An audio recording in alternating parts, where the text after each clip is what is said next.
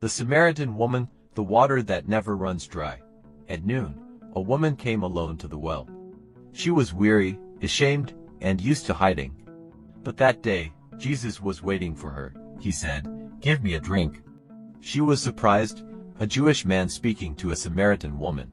Yet in his eyes, there was no judgment, only love. Jesus said, "If you knew the gift of God, you would ask me, and I would give you living water." The woman didn't understand. She looked at the deep well and said, "Sir, you have nothing to draw with. Where will you get this water?" Then Jesus answered, "Whoever drinks this water will thirst again. But whoever drinks the water I give will never thirst. It will become a spring inside them, flowing into eternal life." Her heart began to awaken.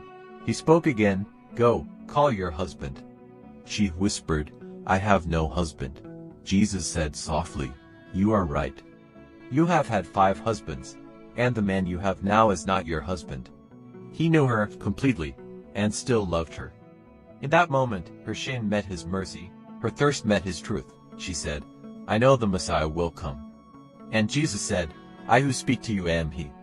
She left her jar behind, the very thing she came for, and ran to tell everyone, "Come and see the man who told me everything I ever did." The outcast became a messenger. The rejected became redeemed. This is what Jesus still does. He meets us at our wells, in the places of our shame, and offers water that never runs dry. He knows your past, but offers you a future. He sees your emptiness, but fills it with life. Come to the well, come to Jesus. Drink deeply of his grace, because the water he gives never runs dry. Whoever drinks the water I give them will never thirst. Indeed, the water I give will become a spring of water, welling up to eternal life.